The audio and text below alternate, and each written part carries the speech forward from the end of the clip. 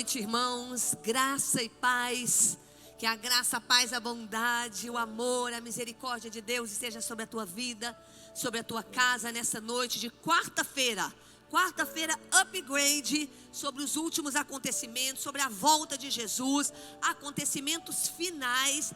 Nós precisamos estar preparados para esse tempo, que é o tempo do fim.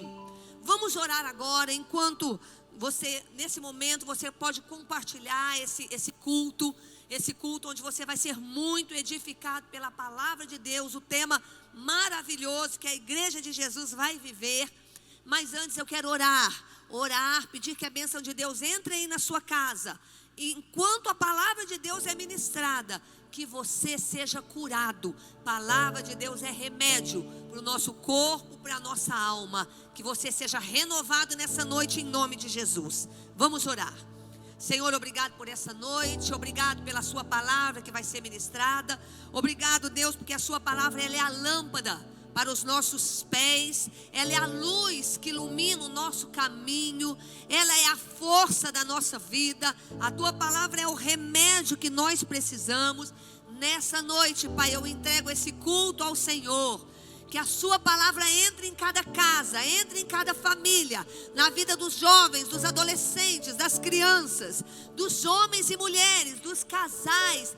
Todos sejam edificados pela tua poderosa palavra. Entra agora, Pai, pega a minha boca, pega as minhas palavras e dirige as minhas palavras para que eu fale aquilo que o Senhor quer falar para a igreja.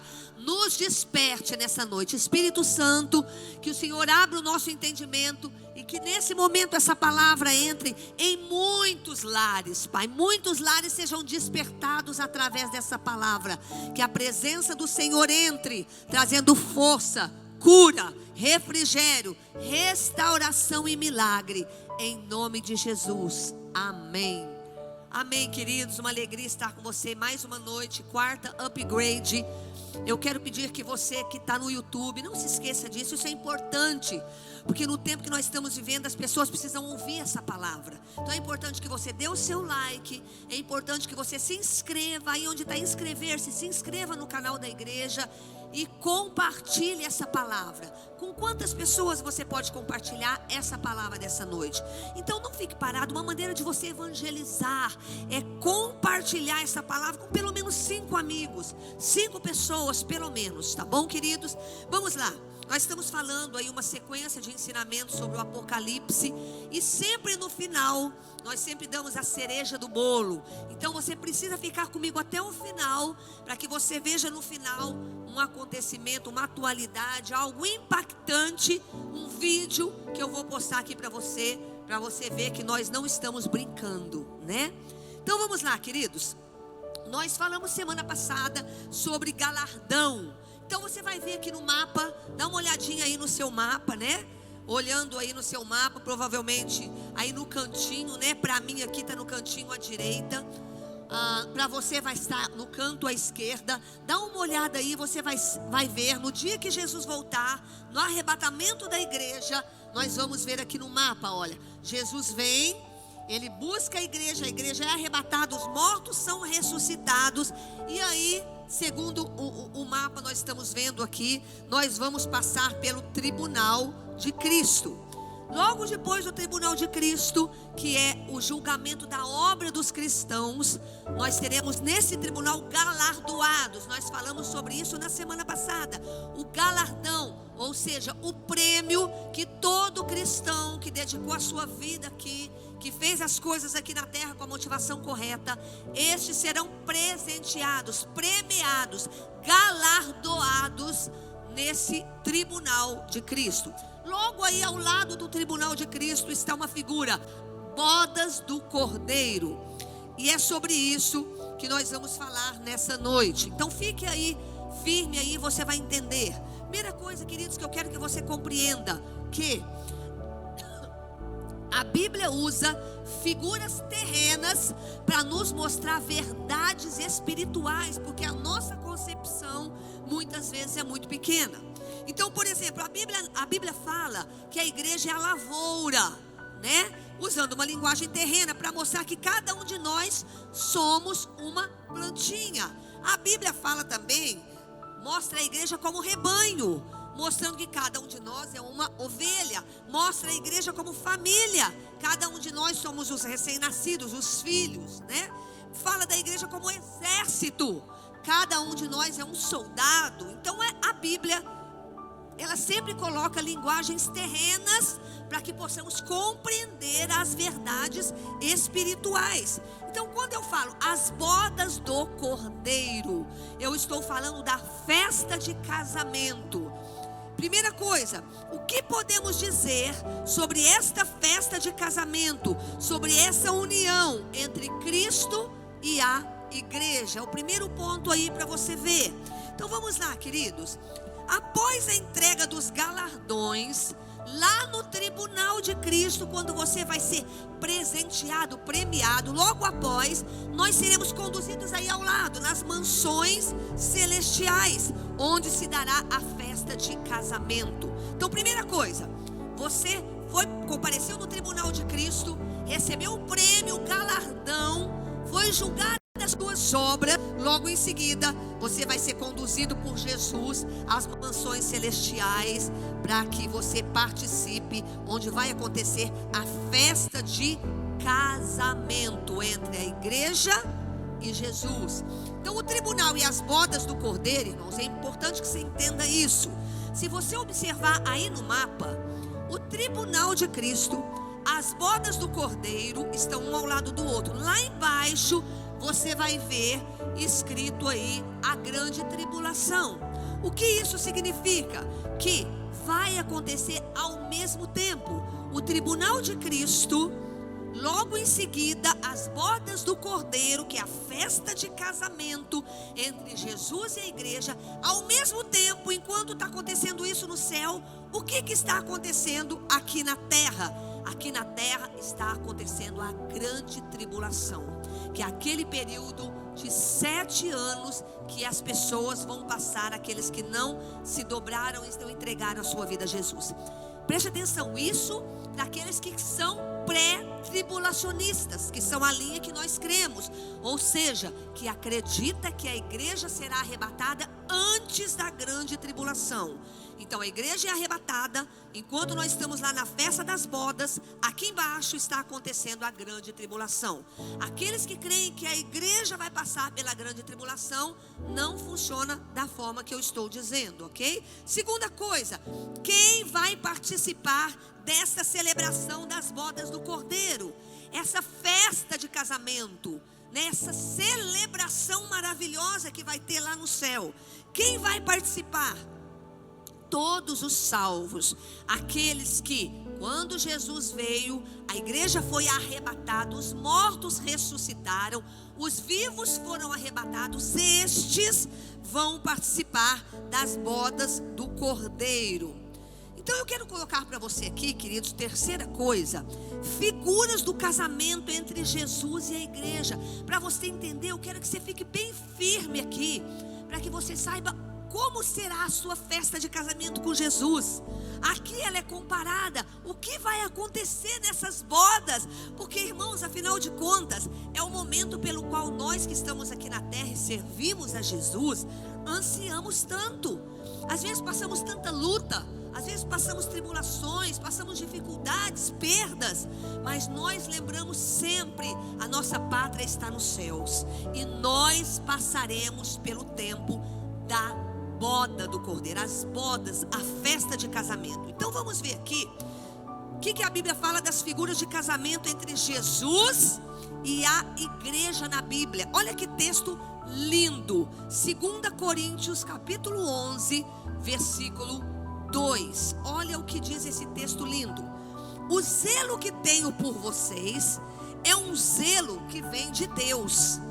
Eu os prometi a um único marido, Cristo, querendo apresentá-los a Ele como uma virgem pura, Queridos, olha que coisa mais tremenda esse texto. O apóstolo Paulo está dizendo para os cristãos da igreja de Corinto que ele tem que apresentar, ele tem zelo pela igreja. Por quê? Porque ele prometeu a eles, a igreja, um único marido. Ou seja, ele prometeu que ia apresentar essa igreja que somos nós a um único marido. E essa igreja deve ser apresentada como para esse marido? De maneira pura. Ou seja, irmãos, em nome de Jesus, escute. A igreja que Paulo está dizendo, que tem um só marido, somos nós. Ou seja, você não pode ter contaminação. Você não pode ter outros deuses, outra adoração, envolvimento com qualquer outra coisa, ou vícios, ou coisas que façam você contaminar esse casamento. A Bíblia diz aqui, um único marido, ou seja, uma igreja virgem que não se contaminou com outros deuses. Olha o que diz Efésios 5, 25 a 27. É o texto que a gente lê tanto para casamento, né? Mas é a figura de Jesus aqui com a igreja. Maridos, amem suas mulheres, assim como Cristo amou a igreja e entregou-se a si mesmo por ela, para santificá-la, tendo-a purificado pelo lavar de água mediante a palavra, e apresentá-la quem? A igreja. Apresentá-la a si mesmo como igreja gloriosa, sem mancha, nem ruga ou coisa semelhante, mas santa e inculpável. Essa é a igreja que Jesus precisa receber. E é só essa igreja que ele vai aceitar naquele dia como nosso marido. Apocalipse 19, versos 7 a 9 diz assim: regozijemo-nos, vamos nos alegrar e dar-lhe glória, pois chegou a hora do casamento do Cordeiro. E olha só que lindo, a sua noiva já se aprontou. Foi-lhe dado para vestir-se linho fino, brilhante e puro. O linho fino são os atos justos dos santos. E o anjo me disse: escreva, felizes os convidados para o banquete do casamento do Cordeiro. E acrescentou: estas são as palavras verdadeiras de Deus. Irmãos, quando a gente fala de bodas do Cordeiro, é importante que você entenda, porque você vai ver, no final eu vou postar um vídeo, que você vai se assustar com os acontecimentos, com as coisas como estão velozes, assustadoras, não para nós que conhecemos a Bíblia, mas quando você olha no relógio, no cronômetro de Deus, você vê que está correndo rápido demais. Então, quando a gente fala que o conceito de bodas do Cordeiro, Jesus, ele mencionou sobre isso nas suas parábolas. Por que é importante você saber? Porque é para esse lugar que você vai. Quando? Mais rápido do que você pensa. O próximo evento é o arrebatamento da igreja. Após isso, tribunal de Cristo e bodas do Cordeiro, que é essa festa de casamento que eu estou falando para você. Mateus 22, 2 diz assim: o reino dos céus é como um rei que preparou um banquete de casamento para o seu filho. Então as bodas não é o casamento em si, mas é a festa que se segue, a festa do casamento. Então a nossa relação com Jesus, irmãos, é comparada a isso, ao noivo e à noiva. Eu quero mostrar para você aqui, porque todas as vezes que a gente fala sobre isso, a gente tem que entender que a cultura judaica está muito ligada a todos esses acontecimentos. Então eu quero mostrar para você as principais diferenças aqui entre as bodas do Cordeiro primeiro e os casamentos aqui na terra. Os casamentos, nossos casamentos, aqueles que são casados. Quais são as principais diferenças entre as bodas do Cordeiro, que é essa festa de casamento entre Jesus e a igreja, e o casamento terreno das pessoas aqui na terra?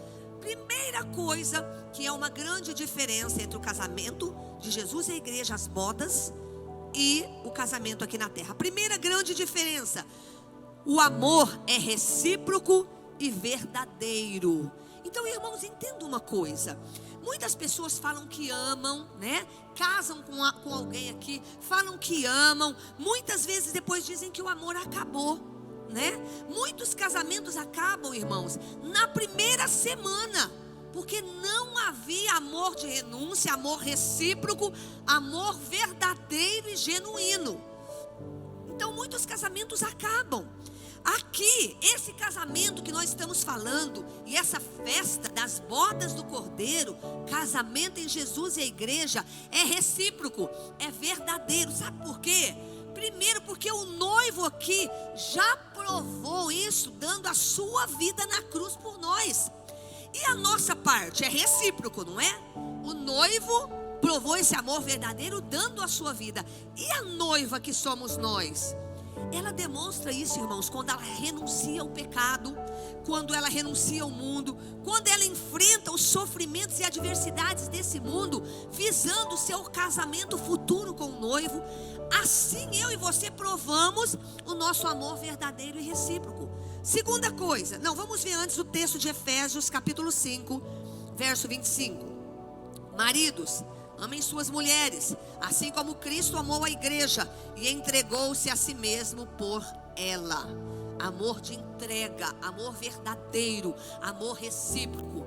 Espero que, lembrando disso, que esse é o relacionamento de Jesus com a igreja, você que é casado se lembre que é esse amor que Deus espera de você, cônjuge, aí com o seu cônjuge, né? Segunda coisa, que é uma diferença desses dois, bodas do Cordeiro e casamento aqui na terra. A união das bodas lá no céu será eterna. 1 Tessalonicenses capítulo 4, verso 17.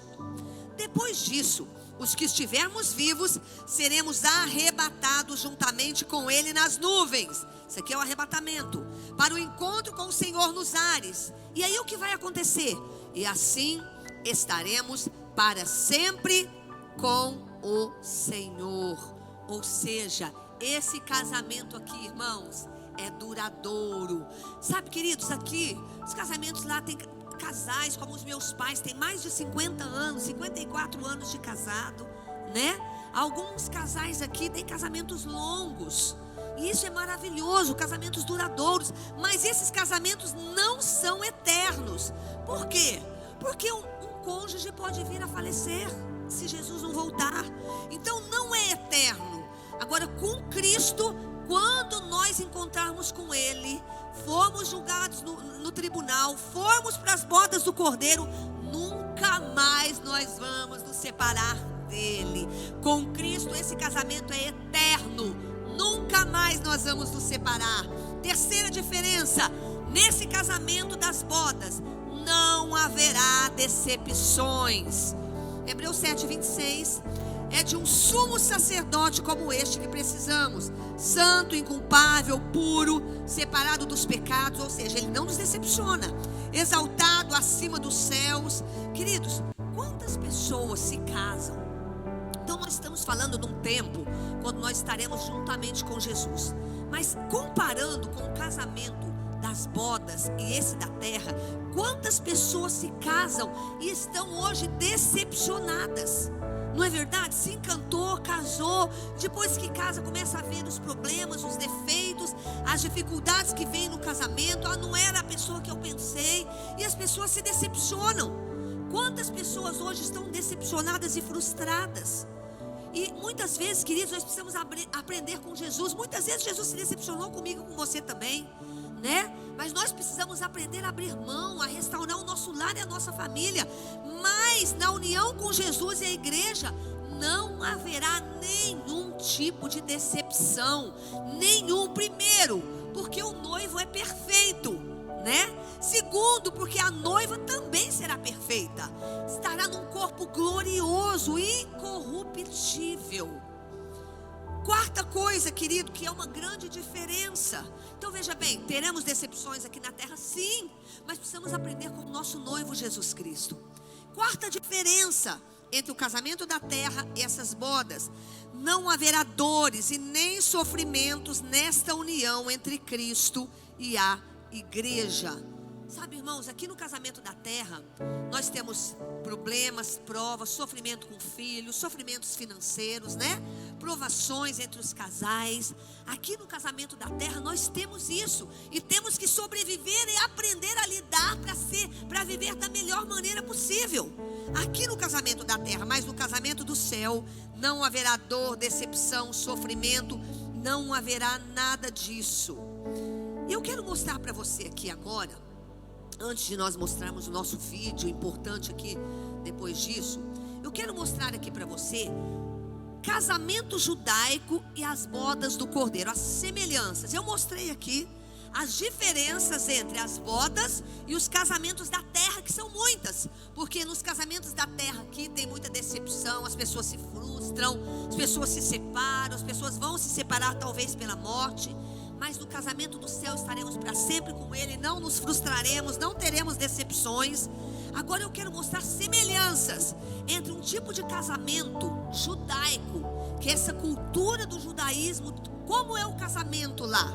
Quais são as semelhanças entre o casamento judaico e as bodas do Cordeiro? Queridos, o casamento da cultura oriental, ele tem 3 etapas diferentes. Por que eu tenho que saber disso? Irmãos, é importante para você saber como Deus pensa, para a gente se comportar aqui de uma maneira, porque lá nós estaremos para sempre com o Senhor. Então olha só, no casamento da cultura judaica tem 3 etapas diferentes. Você sabia? Você que é jovem, está me ouvindo, né? Você sabia que a Bíblia não fala de namoro? Na Bíblia não tem namoro, né? A Bíblia começa com noivado. Então, na cultura judaica, que respeitam exatamente isso que a Bíblia diz, eles falam de 3 etapas diferentes. Primeiro, que assemelha ao que eu vou te falar das bodas do Cordeiro. Primeira etapa da cultura judaica, o noivado. Mateus capítulo 1, verso 18, diz assim: foi assim o nascimento de Jesus Cristo. Maria, sua mãe, estava prometida em casamento a José, mas antes que se unissem, achou-se grávida pelo Espírito Santo. Esse noivado, irmãos, não é como hoje, pessoas põem uma aliança e não é aquele nível de comprometimento. Não, aqui havia um contrato entre as famílias. Eles estavam comprometidos e prometidos em casamento. Então Maria já estava prometida a José. Havia um contrato com relação a isso. Então na cultura judaica, primeira coisa, o noivado.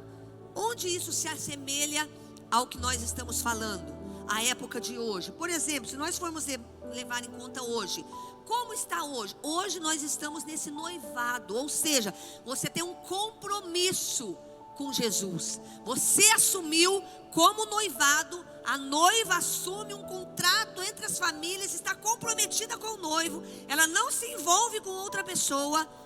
Hoje nós estamos assim, no noivado, nós estamos comprometidos com Jesus, nós estamos aliançados e não podemos nos envolver com mais nada. Outras culturas, outras religiões, outros deuses, vícios, tudo que desagrada o noivo, nada de envolvimento errado, porque nós estamos comprometidos, nós estamos em noivado com Jesus. Segunda etapa do casamento judaico depois do noivado vem o casamento.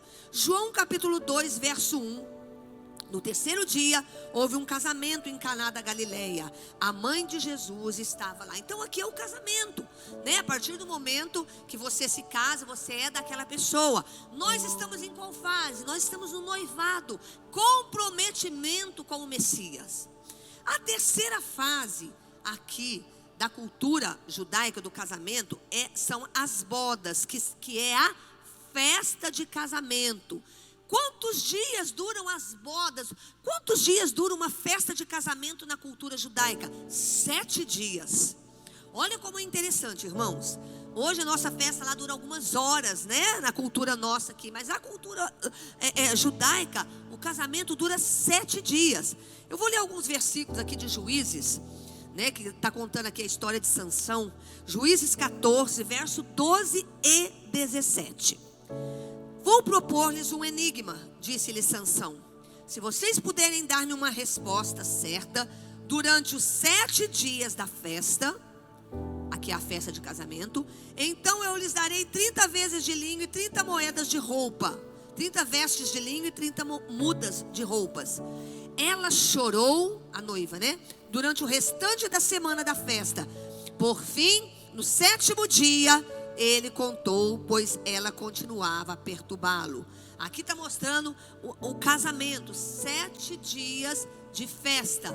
Isso se assemelha, irmãos, ao que, queridos? O que a gente lembra quando a gente fala disso, né? Então nós estamos falando 7 dias de casamento, que é as bodas, a festa de casamento judaico, que é ao mesmo tempo dos 7 anos que vai durar lá as bodas do Cordeiro e a grande tribulação aqui na terra. Então a cultura judaica está muito semelhante, o casamento, àquilo que vai acontecer com as bodas do Cordeiro. Então existe aí um banquete prometido, uma ceia. Irmãos, Jesus vai vir servir a igreja naquele grande banquete, naquela grande festa de casamento. Olha o que diz Lucas capítulo 12, verso 37. Felizes os servos cujo Senhor os encontrar vigiando. Quando voltar, eu lhes afirmo que ele se vestirá para servir, fará que se reclinem à mesa e virá servi-los. Que já imaginou isso, irmão? Você já imaginou nas bodas do Cordeiro, aquela festa, nós com o nosso noivo, na festa do casamento, e nós sendo servidos pelo noivo Jesus, você poder vê-lo, ser servido por ele, é isso que a Bíblia diz aqui. Então, queridos, vamos ver aqui algumas semelhanças importantes entre o casamento judaico e as bodas do Cordeiro, para que você compreenda melhor isso aqui. Vamos lá. Primeira coisa, no casamento judaico, quem escolhe a esposa para o filho? Não é como na nossa cultura, né? Que o rapaz vai lá, se interessa, já pede até em namoro, já vai, se envolve com a moça. Não. Cultura judaica, o pai escolhe a esposa para o filho, né? Não foi Isaac, na Bíblia, por exemplo, que teve a iniciativa de ir atrás de uma esposa. O pai dele que fez isso.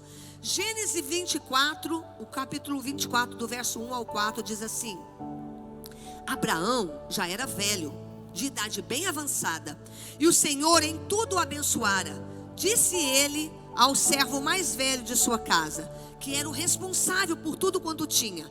Olha o que Abraão pediu para o seu servo: põe a mão debaixo da minha coxa e jure pelo Senhor, o Deus do céu e o Deus da terra, que não buscará mulher para o meu filho, está falando de Isaac, entre as filhas dos cananeus, de outros povos. Ele não queria, no meio dos quais estou vivendo, mas você irá à minha terra e buscará entre os meus parentes uma esposa para o meu filho Isaque.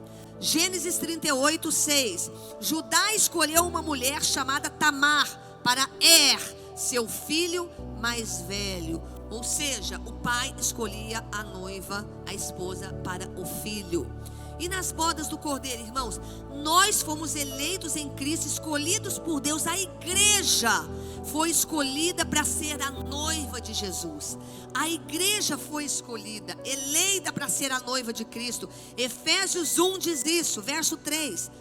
Bendito seja o Deus e Pai do nosso Senhor Jesus, que nos abençoou com todas as bênçãos nas regiões celestes, porque Deus nos escolheu nele antes da criação do mundo, para sermos santos e irrepreensíveis em sua presença.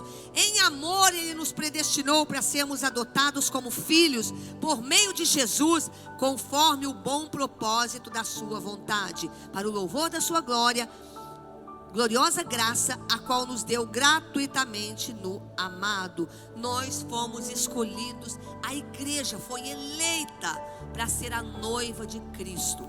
Segunda coisa que é comparada ao casamento judaico. O casamento judaico aqui existe um noivado, né? Antes do casamento, ambos assumiam o compromisso de noivado. Isso no casamento judaico. Eu li o texto já de Mateus 1,18, vou ler novamente. Foi assim o nascimento de Jesus. Maria, sua mãe, estava prometida em casamento a José, mas antes que se unissem, achou-se grávida pelo Espírito Santo. Então José e Maria já haviam um contrato, um acordo familiar entre José e Maria, que é o noivado. E as bodas do Cordeiro, como eu disse aqui, queridos? A igreja é chamada de noiva de Cristo, e Jesus é o noivo. Irmãos, nós estamos aqui na terra, às vezes a gente está tão desconectado, né? Tão desconectado, desligado das coisas espirituais, tantas coisas que estão acontecendo aqui, que nós nos esquecemos. Nós estamos comprometidos com alguém, nós estamos comprometidos com o noivo. Olha o que diz João 14. Esse noivo, irmãos, ele foi preparar um lugar na casa do Pai para nós. Esse noivo deixou tudo preparado para receber a sua noiva. João 14, verso 1 a 3. Não se turbe o coração, creiam em Deus, creiam também em mim. Na casa do meu pai há muitos aposentos. Se não fosse assim, eu lhes teria dito: vou preparar-lhes lugar. E se eu for e lhes preparar lugar, voltarei e os levarei para mim, para que vocês estejam onde eu estiver. E o texto que eu amo, de 2 Coríntios 11:2, olha que texto lindo. O zelo que tenho por vocês é um zelo que vem de Deus. Eu os prometi a um único marido, aqui ó, o noivado, Cristo, querendo apresentá-los a Ele como uma virgem pura. Então nós temos um compromisso aqui com Jesus. Nós estamos comprometidos. Você tem noção, irmãos, que você está comprometido como noivo com aquele contrato que não pode ter um outro relacionamento? Nós estamos comprometidos com Ele pelo noivado, né? Nós estamos em compromisso com Ele. Aqui, assim a gente não está habitando com Ele ainda, né? Mas nós já assumimos esse compromisso, um compromisso de noivado. Ainda não estamos com Ele eternamente, mas já estamos comprometidos com Ele. É isso que o apóstolo Paulo diz, né? Eu estou trabalhando para apresentar vocês, Paulo diz, com uma noiva virgem, uma noiva pura para um marido chamado Jesus. Então, quero que você entenda, você que nasceu de novo, que entregou a sua vida para Jesus, você está com esse compromisso. Você está comprometido com Ele, irmãos. Então não se envolva com nada que venha desagradar o seu noivo, que venha manchar esse compromisso. Você está num noivado, como aquela noiva Maria e José estavam num contrato de casamento. Você também está nesse contrato. Terceira coisa, no casamento judaico existe um dote, sabia? Era necessário o pagamento de dote, que podia ser em dinheiro ou em serviço, para obter a noiva. Não era assim. Hoje o rapaz vai lá, a casa ainda divide as despesas, né? A família da noiva, a família do noivo, cada um paga um pouco. Hoje as pessoas são assim. Mas no casamento judaico, na cultura judaica, não é assim. Na cultura judaica há um dote. Para você estar com aquela noiva, você tem que pagar um dote, que pode ser em dinheiro ou serviço. Gênesis 29:18. Vamos ver Jacó, né? Como Jacó gostava muito de Raquel, ele disse: trabalharei 7 anos em troca de Raquel, sua filha mais nova. Ou seja, ele já tinha trabalhado 7 pela mulher que foi entregue errada, trabalhou mais 7. Esse era o dote, né? De Raquel, para ele obter Raquel. Trabalhou 7 anos por ela. Gênesis 34:12. Aumentem quanto quiserem o preço e o presente pela noiva, e pagarei o que me pedirem. Olha só. Tão somente me deem a moça por mulher. Então nós vemos aqui o exemplo também de Jacó, que trabalhou aí 14 anos pelas filhas de Labão. Agora, quando você fala em dote, com relação às bodas do cordeiro, no casamento judaico tem um dote. Agora, nas bodas do cordeiro, irmão, qual foi o maior dote? O maior pagamento que foi dado por você, que é a noiva de Jesus. Qual foi o maior preço, o maior pagamento que alguém pagou pela noiva? Quem pagou o dote, irmãos? Quem foi que pagou o preço pela noiva? Marcos 10:45. Pois nem mesmo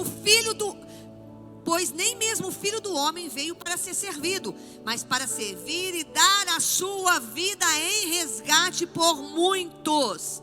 Olha 1 Pedro 1:18 e 19. Olha o seu dote. Olha qual é o pagamento que o noivo pagou para ter a noiva pura, virgem, irrepreensível. 1 Pedro 1. Pois vocês sabem que não foi por meio de coisas perecíveis, como prata, ouro, que vocês foram redimidos da sua vazia maneira de viver, que lhes foi transmitida por seus antepassados. Mas foi pelo que vocês foram resgatados? Mas pelo precioso sangue de Cristo, como de um cordeiro, sem mancha, sem defeito. Cristo Jesus pagou o dote, o valor da sua vida com seu próprio sangue. O dote foi a própria vida de Jesus. O noivo deu a vida dele para resgatar a noiva, que é você. Irmãos, isso é maravilhoso, irmãos. Como isso não enche nosso coração de alegria, de paz. O dote foi pago pela sua vida.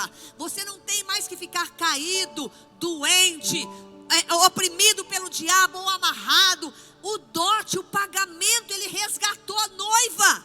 E o dote foi pago. A vida do noivo foi dada pela noiva. Quarta coisa que se assemelha, casamento judaico, o cortejo.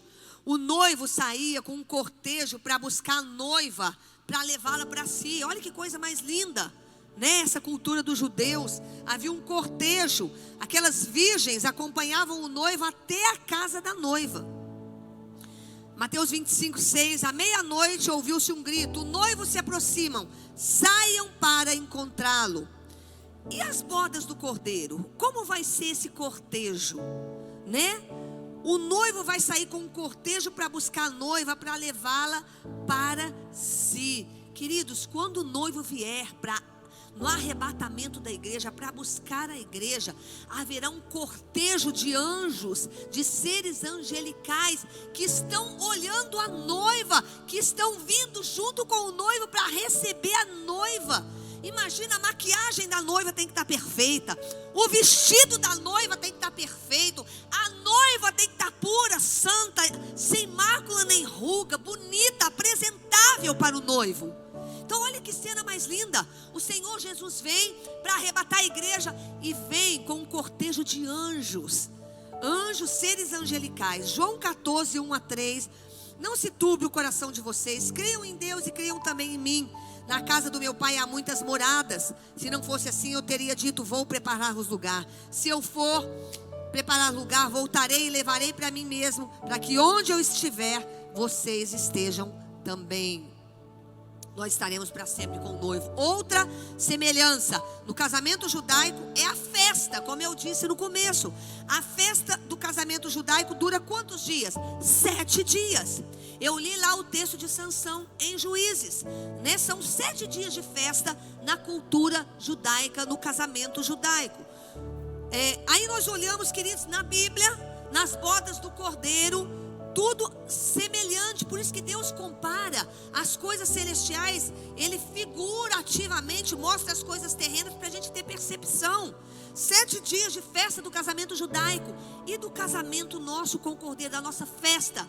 Quanto tempo vai ser a festa? 7 anos. Então lembra que eu falei? Enquanto a igreja está lá, passa pelo tribunal de Cristo, a igreja recebe o galardão, é julgada pelas tuas obras, vai para as bodas do cordeiro. Todo esse período, 7 anos. O mesmo período que vai ter aqui na grande tribulação. Então isso vai ser maravilhoso, né? A Bíblia fala da grande tribulação de 7 anos. Em Daniel capítulo 9, verso 27. Eu não vou ler o texto para adiantar aqui. Então será 7 anos aqui, esse período. Então, irmãos, escute. Essa festa será incomparável. Nenhuma festa aqui na terra de príncipes, casamento de princesa, aquele casamento que houve há anos atrás, a princesa Diana, nenhum casamento aqui será comparado a essa festa das bodas do cordeiro. Vai se dar nas regiões celestiais, entre pessoas perfeitas, o noivo perfeito e a noiva que estará com corpo incorruptível. Como vai ser essa celebração, irmãos? Como será a celebração das bodas do cordeiro? Mostrei para você as diferenças, as semelhanças do casamento judaico. E eu quero mostrar como vai ser a celebração das bodas do cordeiro. Então, querido, primeiro que eu quero te dizer aqui, antes de eu mostrar o finalzinho aqui, a cereja do bolo, o vídeo final, eu quero mostrar para você que a Bíblia diz aqui que está além da nossa compreensão a festa das bodas do cordeiro. A nossa mente não consegue imaginar. Olha só o que diz 1 Coríntios capítulo 2, versículo 9. Assim será também as bodas.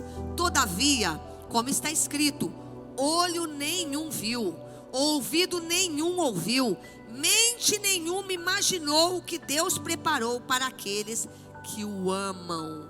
Não tem jeito de saber, irmãos. Incomparável. Agora o texto de Apocalipse 7, olha que texto lindo, do 7 ao 19, do 7 ao 9, Apocalipse 19. regozijemo-nos, vamos nos alegrar e dar-lhe glória, pois chegou a hora do casamento do Cordeiro, e a sua noiva já se aprontou.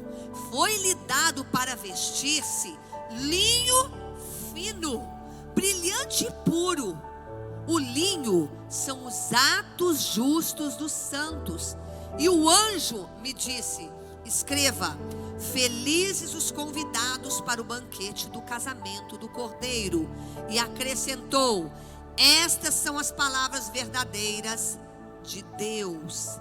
Vamos ver rapidinho aqui, irmãos, antes de eu finalizar aqui, algumas verdades, para você ter uma ideia de como vai ser as bodas do Cordeiro. Primeira coisa, vai ter uma alegria incomparável. Olha o que diz Apocalipse 9:7.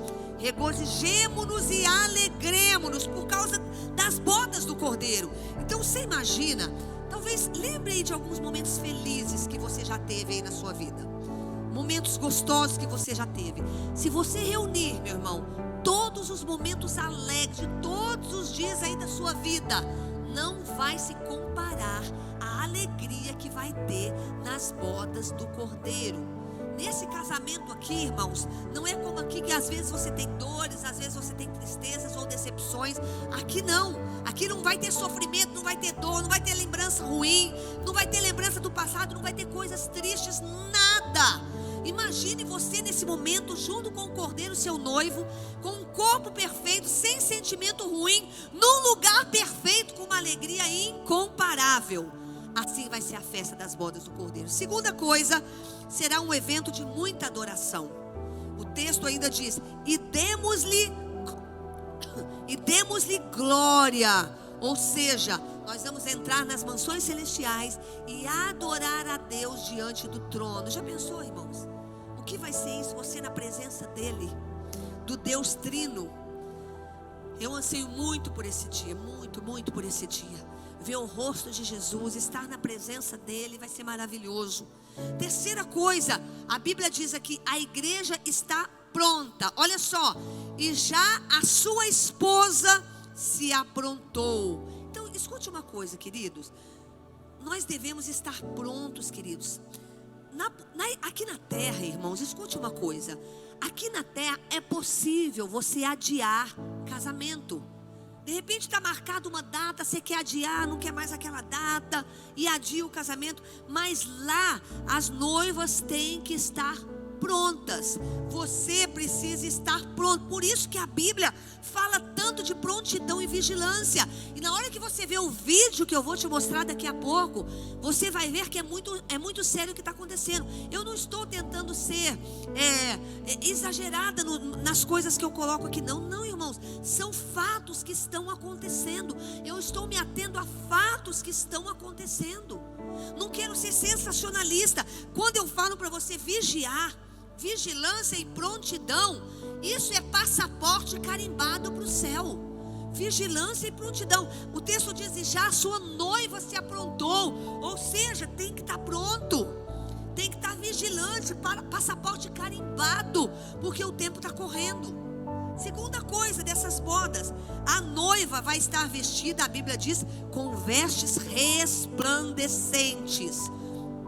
E foi-lhe dado que se vestisse de linho fino, puro e resplandecente. Queridos, os tecidos mais lindos que existem hoje não vão se comparar aos tecidos do céu. São inferiores a qualquer tecido que Deus possa nos vestir. Então imagina, vestir-se de linho fino, puro e resplandecente. Não tem nenhum tecido aqui que possa se comparar ao tecido do céu. 5. As vestes resplandecentes representam a justiça. Olha o que diz o texto: porque o linho fino são as justiças dos santos. Quem foi que nos justificou? Essa justiça, você é justo? Se talvez você diz, não, mas por que você é justo? Por que você é justo?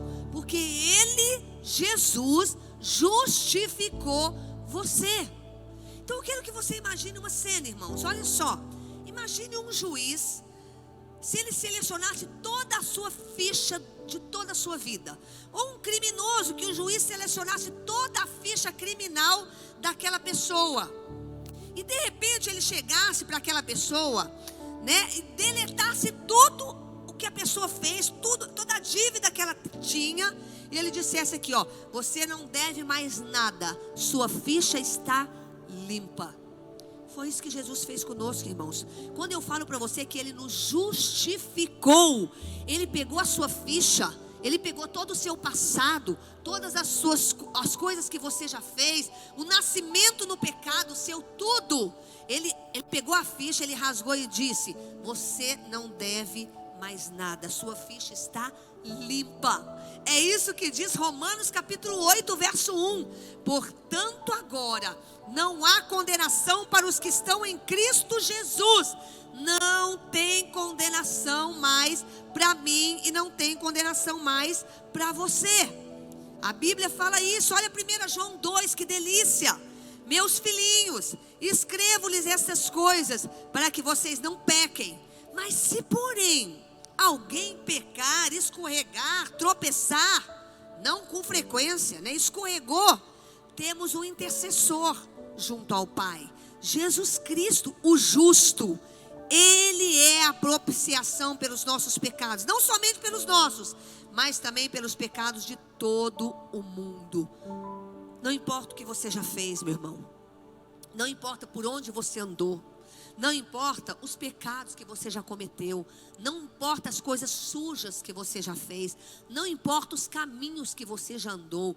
Quando você recebe o justo Jesus Cristo, reconhece que precisa do seu perdão, na mesma hora que você faz isso, Ele rasga a sua dívida e Ele diz, você não deve mais nada. Isso é o que Ele diz para mim e para você. Então você tem a oportunidade de fazer isso agora. Sexta coisa, são felizes os que foram convidados a participar das bodas. Creio que esse aqui é o último ponto. Bem-aventurado aqueles que são chamados à ceia das bodas do Cordeiro. Escute algo, irmãos. Hoje, quando as pessoas fazem um casamento, elas têm que selecionar convidados. É difícil, né? Selecionar convidados. Esse aqui, eu gosto muito dessa pessoa, mas não dá para convidar todo mundo.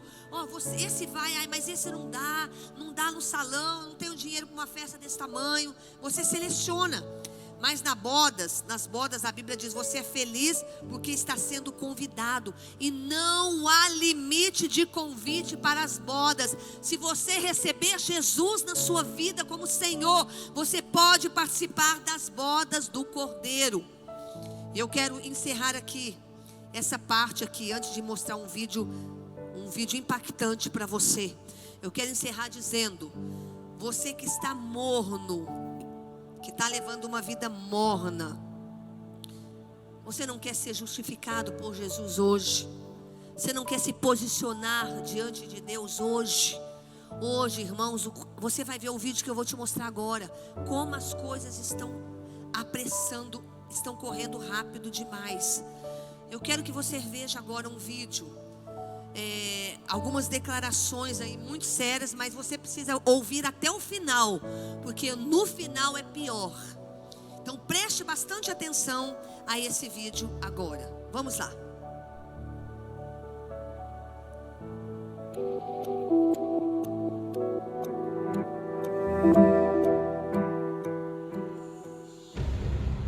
Uma declaração histórica do Papa em defesa da união homoafetiva ganhou repercussão mundial nesta quarta-feira. Os homossexuais, disse o Papa, são filhos de Deus e têm direito a uma família. Ninguém deve ser expulso ou infeliz por isso. O que temos é que criar uma lei sobre as uniões civis. Eu lutei por elas, afirmou Francisco.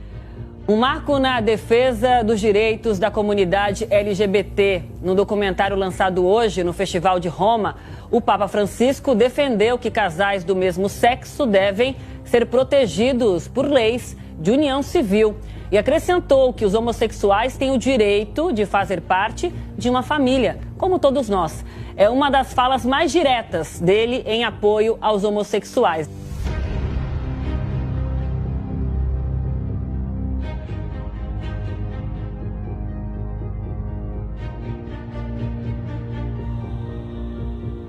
No livro de Apocalipse fala que ele vai vir como um cordeiro, um cordeirinho parecendo um cordeiro, mas fala como um dragão. Por que ele fala como um dragão? Porque a sua palavra, as suas pregações são contra aquilo que as escrituras ensinam. E isto é a história do fracasso de Deus. Temos que recordar que nós seguimos a Jesucristo, cuya vida, humanamente hablando, acabó en un fracaso, en el fracaso de la cruz.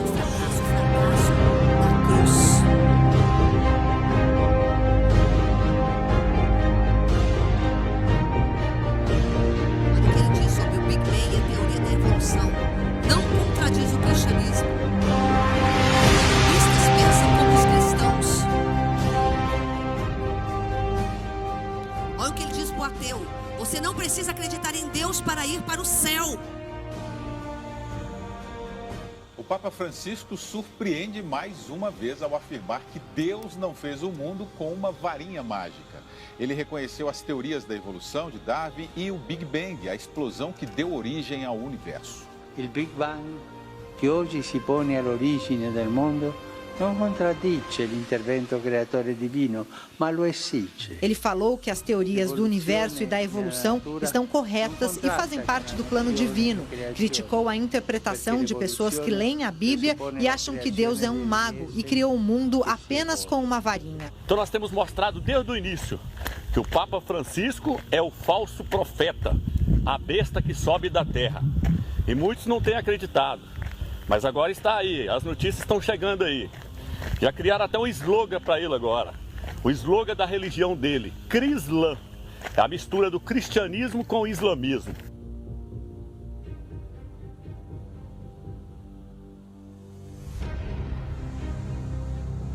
O Papa Francisco está nos Emirados Árabes para uma visita histórica de 2 dias. Ele é o primeiro Papa a pisar na Península Arábica, o berço da religião islâmica.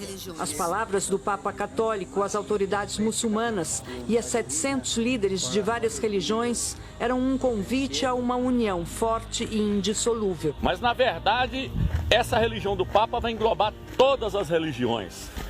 Por quê? Porque as escrituras nos mostram que haverá um só governo e uma só religião. Para quê? Para que todos possam adorar a besta com Satanás encarnado nele. A meta do diabo é ser adorado.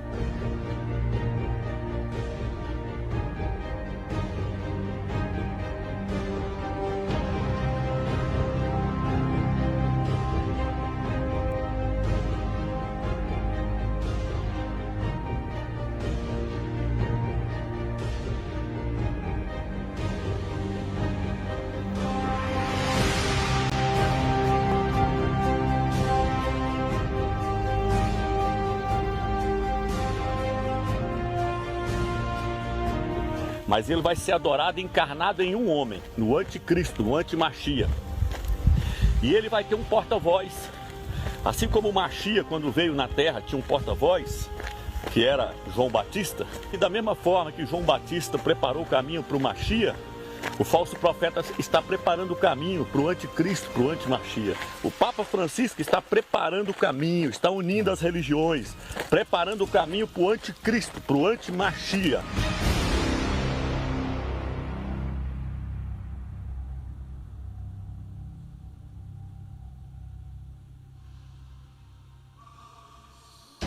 Preste atenção. Padre Dornelles, o anticristo vem depois de Francisco? O próprio Francisco vai nolo apresentar o anticristo ao mundo. A ONU e Francisco estão ali, a par e passo, no trabalho por tudo isso.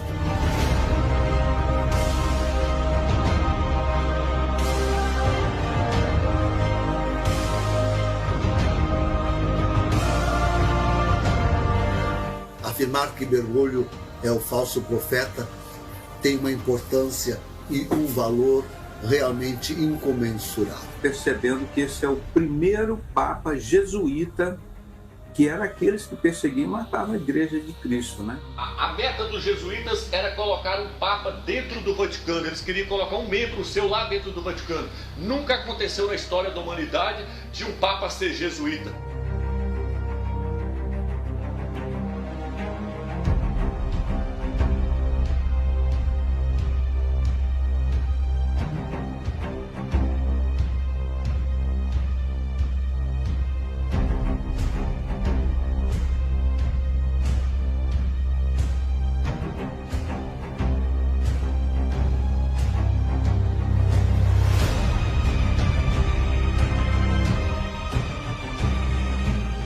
Então, os jesuítas são os herdeiros da religião oculta e eles controlam o mundo através de seus agentes. Eles ficam nos bastidores, criam suborganizações e todo mundo pensa que eles não estão ativos. Far from being the benevolent educational missionary society many view the Society of Jesus as being, the Jesuit order is responsible for some of the most heinous acts in recorded history.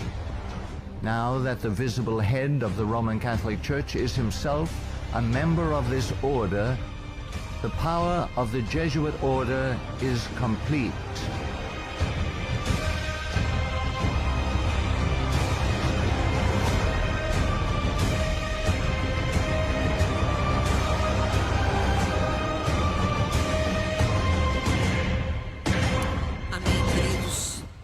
Deixa eu fazer algumas considerações rapidamente aqui. Tudo certo aí? Deu para voltar a minha voz aqui? Ok? Vamos lá, queridos. Deixa eu fazer algumas considerações. Isso tudo aqui é muito assustador. Eu não sei quantos de vocês estão entendendo o que está acontecendo no mundo, né? Tem acompanhado os noticiários e agora a eleição aí dos Estados Unidos. Vamos lá, queridos, rapidinho aqui umas considerações. Primeira coisa, nas declarações do Papa, né? Coisa que nós já vimos semana passada, ele dizendo que os homossexuais são filhos de Deus, têm direito a uma família. Temos que criar uma lei civil para protegê-los. Ele diz, sempre lutei por isso, é uma verdade. Porque antes dele ser Papa, talvez por isso ele tenha sido colocado ali, antes dele ser Papa, ele já lutava por essa causa, né? Então aqui ele está dizendo, queridos, nós não estamos fazendo acepção de pessoas, nós estamos dizendo que a Bíblia não diz que todos são filhos de Deus. A Bíblia diz que filhos de Deus é aquele que recebe Jesus como único Senhor, renuncia ao pecado, renuncia o seu passado e vive a nova vida em Jesus Cristo. Esses são filhos de Deus. Não é isso que o Papa disse. Ele diz, Deus te fez assim e te ama assim. Ele disse para um homem homossexual, um homem gay, né?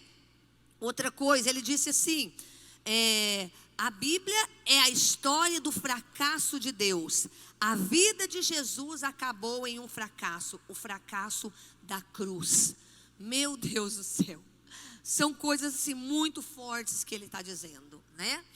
Outra coisa que ele disse ali, sobre o Big Bang, né? Todo mundo sabe aqui que o Big Bang é aquela teoria que diz que o universo foi criado a partir de uma explosão cósmica.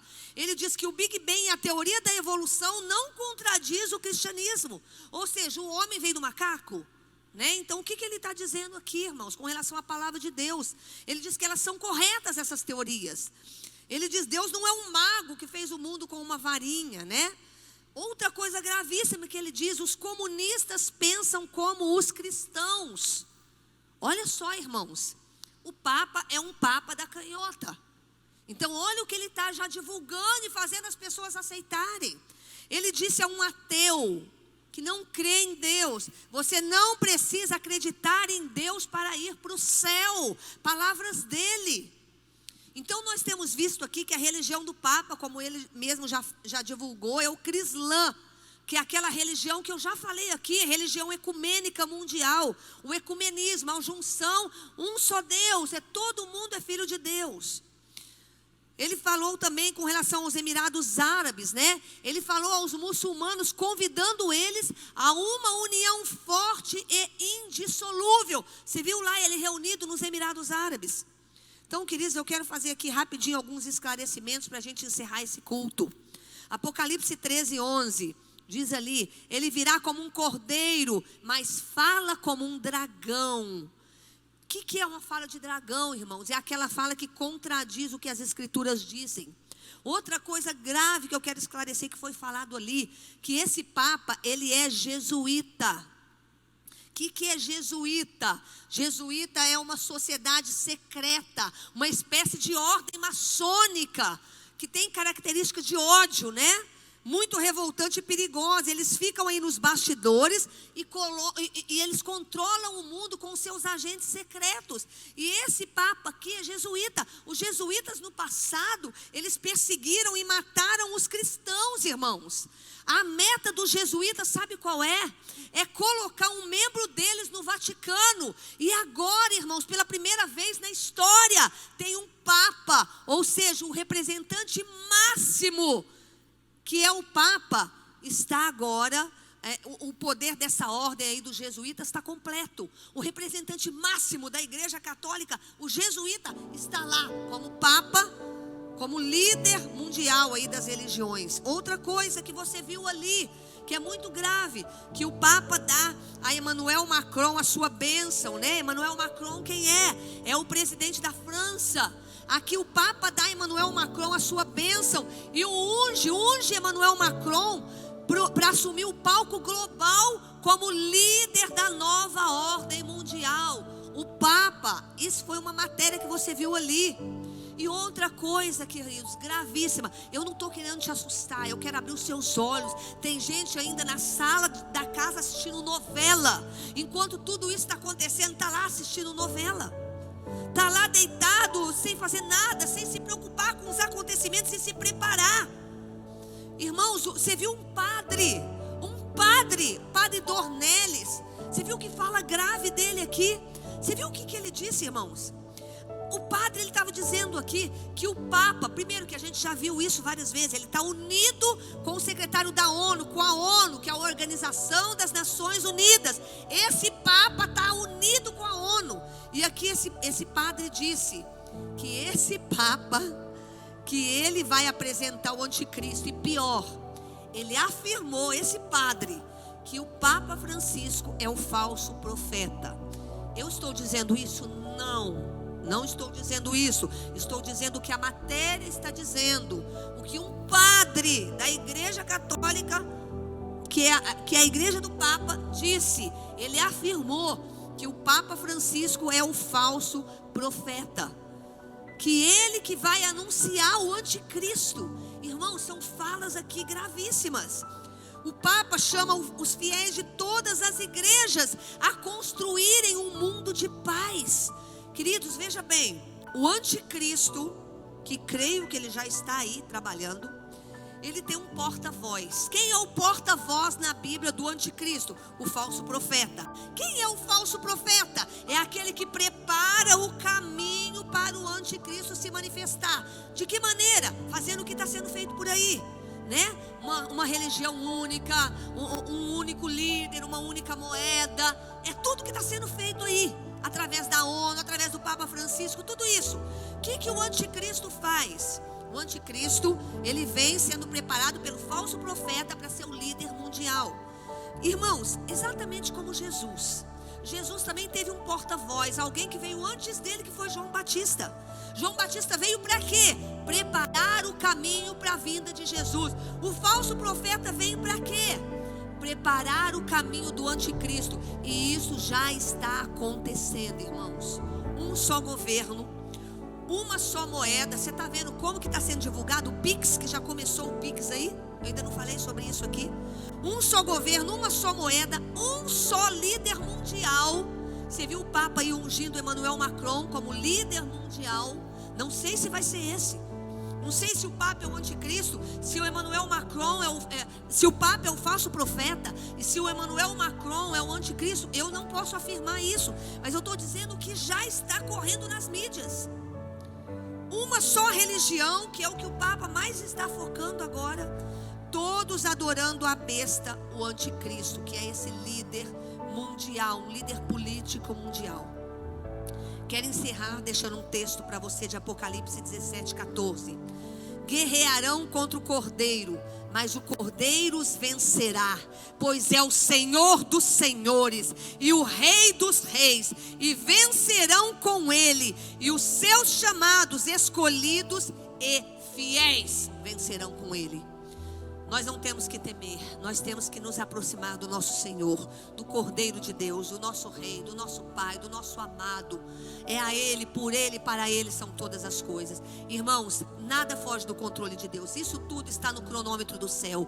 Isso tudo tem um relógio profético correndo. O problema é que diante da pandemia, eu vejo uma igreja distraída, pessoas saindo das igrejas, pessoas não frequentando mais as igrejas, pessoas esfriando na fé, e o Papa trabalhando, e a nova religião mundial surgindo, e o novo líder mundial surgindo, a nova moeda surgindo, e os cristãos resolvendo ficar em casa. Não estão mais frequentando as igrejas, estão mornos, estão esfriando, estão querendo de repente igrejas ou religiões confortáveis. Irmãos, o anticristo já está às portas e o falso profeta já está preparando o caminho para que ele apareça. Então não é sensacionalismo, irmãos, por favor. Deus vai cobrar de mim, assim como Ele vai cobrar de você. Nós precisamos nos preparar. Eu temo e tremo diante de Deus. Eu falo isso para o meu filho de 9 anos. Eu estou preparando ele inclusive para as frustrações, para as perdas, para os problemas da vida. Queridos, o nosso Senhor vai vir nos buscar, mas esse tempo está próximo. Se você não é daqueles que creem no arrebatamento, você tem que estar muito preparado para a grande tribulação, porque o tempo está chegando. Eu acredito que nós vamos ver tudo isso, nós vamos ver a apresentação aí do anticristo, porque a Bíblia fala que a gente vai conhecer. Então eu quero que você se prepare, porque o tempo está chegando, as coisas estão apertadas, né? Essa eleição dos Estados Unidos, tudo isso está caminhando para um propósito. Eu quero que você abra os seus olhos. Eu quero orar por você nessa noite, mas antes de orar, eu quero que as contas da igreja sejam colocadas. Você quer nesse tempo do fim se proteger? Eu vejo pessoas ainda nos tempos do fim tão desesperadas com os problemas dessa terra e não entendem que existe um rei, um Senhor que te protege. Quando você é fiel, as suas finanças são protegidas. Você é abençoado por Deus, irmão.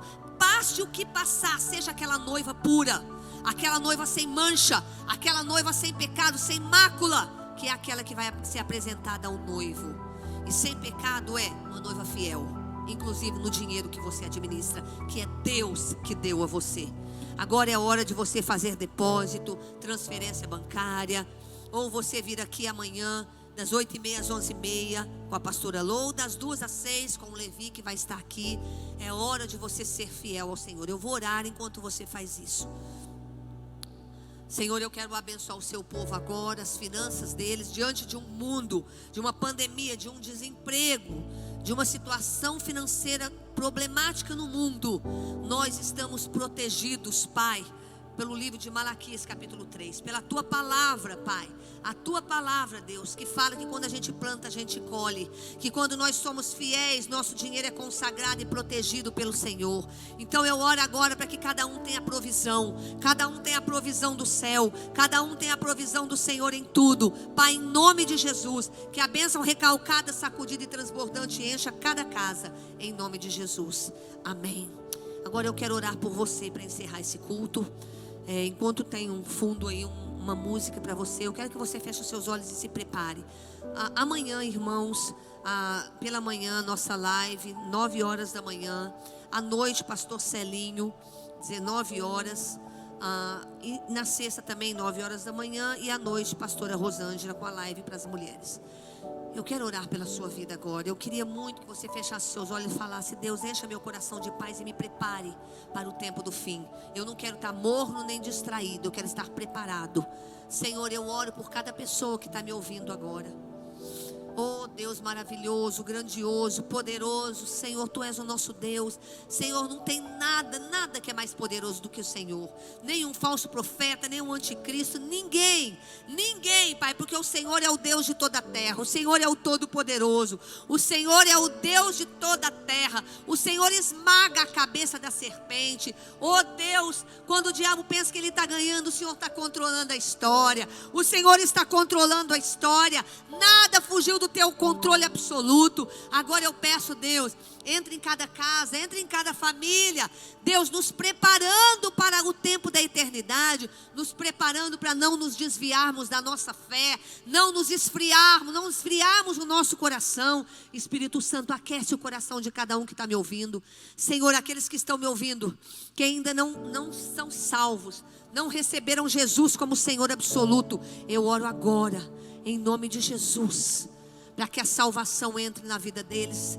Oh Espírito Santo, que haja arrependimento, para que Deus, eles estejam com o Senhor nas bodas do Cordeiro e não sofrendo aqui na grande tribulação. Senhor, em nome de Jesus, aquele pai que está com uma vida errada, que tem vivido longe do Senhor, traz arrependimento, tira o medo, faz essa pessoa, pai, que está longe do Senhor, que está em dúvida, que está mais ou menos indo à igreja, mas sem comprometimento com o Rei dos Reis.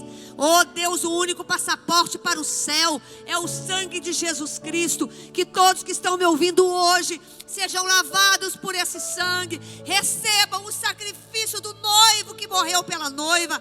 Eu quero abençoar todas as famílias, que haja saúde na sua casa, que haja saúde na sua casa. A palavra de Deus é remédio, que o remédio, que a palavra entre trazendo cura agora, que você seja revigorado pela palavra de Deus. O que está fraco, o que está desanimado, Deus, que a força do Senhor, por saber que estaremos daqui a pouco com o Senhor, venha sobre eles. Venha, Deus, com a sua força, venha com o seu renovo, venha com a sua alegria, venha com a sua paz, venha com a sua presença. Cerca essa família, cerca os filhos, cerca os netos, cerca, Pai, o marido, a esposa, o pai, a mãe. Cerca agora todas essas pessoas com anjos, e que todos que estão me ouvindo experimentem o poder sobrenatural do Senhor nas suas vidas. Eu abençoo você e a sua família, em nome de Jesus. Amém. Amém, queridos, bom estar com vocês nessa noite. Que a bênção do Senhor visite a sua casa. Se prepare, próxima semana trazemos mais um assunto, entraremos num novo tema. Eu tenho certeza que você será muito abençoado por esses ensinos sobre o Apocalipse. Se prepare, se aproxime de Jesus. Se eu fosse você, entre num jejum, entre num tempo de jejum, de leitura da Bíblia. Deus vai mudar a sua vida nesse tempo. Amo vocês, boa noite, Deus abençoe, que a graça e a paz do nosso Senhor encha a sua casa, em nome de Jesus. Deus abençoe.